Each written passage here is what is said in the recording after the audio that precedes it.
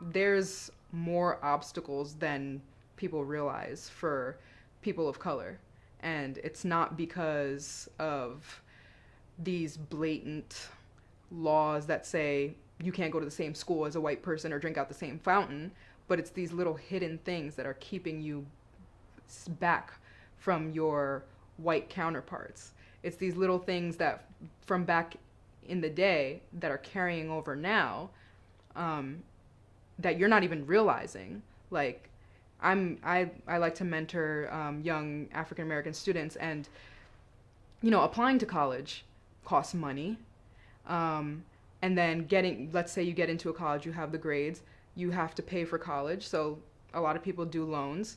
Maybe your parents don't have the financial stability to be able to co-sign on your loans. Now, how are you getting through college?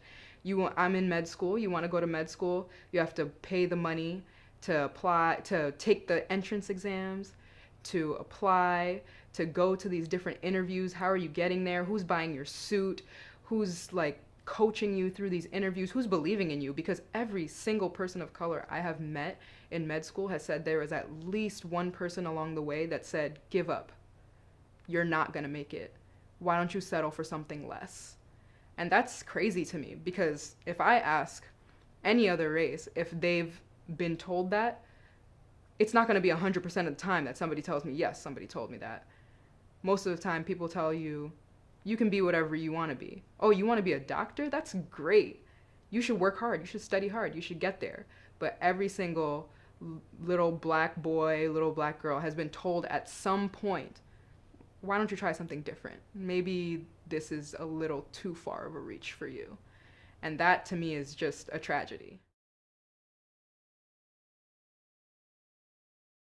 So I can't pinpoint the exact moment when I realized my own blackness, but I do know living in New York City, I was in Manhattan growing up, and my school was very diverse. But in terms of the classes I was in, I was in honors classes, you would call it. And there were maybe at most two other black people in my class at any time when I was in these classes. Most of my friends at that time were white, Asian, some mix of that. And then I was friends with the couple of black people that I knew. And then I moved to New Jersey as a teenager, and it was still just as diverse in New Jersey, but there were so many more black people around me. And they weren't just limited in the honors classes, they were everywhere. They were in the regular level classes, in the remedial classes, in the higher level classes, they were everywhere.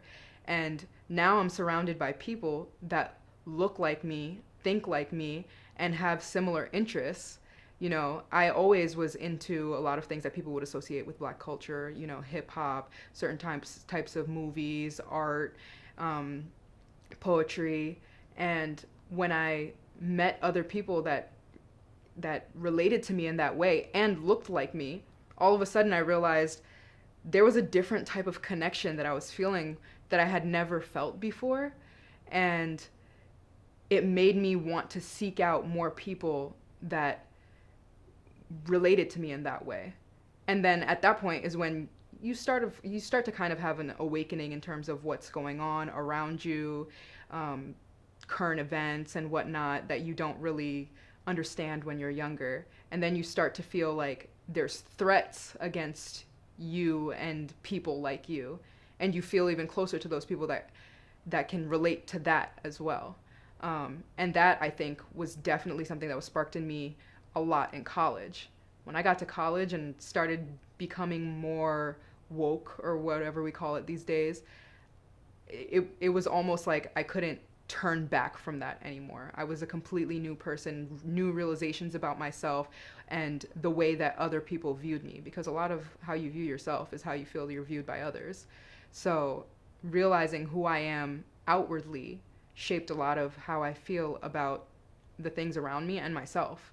So that had a huge part to play in shaping my identity and the people that I choose to surround myself with.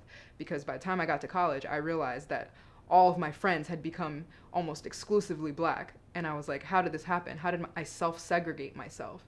And I don't think it's because I like black people better or I want to segregate myself away from other races, I think it's because you feel a certain type of comfort when you're around people that relate to you, understand your struggle, and you don't have to explain that to them. And then, especially in a place like college where you're just trying to thrive for yourself, by yourself for the first time, you need other people around you that kind of have your back, that get that there was a lot of struggle to get here, and not a lot of us are here, and we're kind of the outsiders. And they want to see you succeed for that mere reason. There's no ulterior motive. It's just, you look like me, other people don't expect us to succeed, so I'm here for you, and you're here for me, and we're going to make sure that we make it through this. And that's kind of the community that I built when I was in college, just having a group of people around me that were saying, we're all going to make it to the finish line. That's our goal here. All of us are going to finish this and get that big, expensive piece of paper at the end of the day, because that's what we came here to do, and we're not going to fail.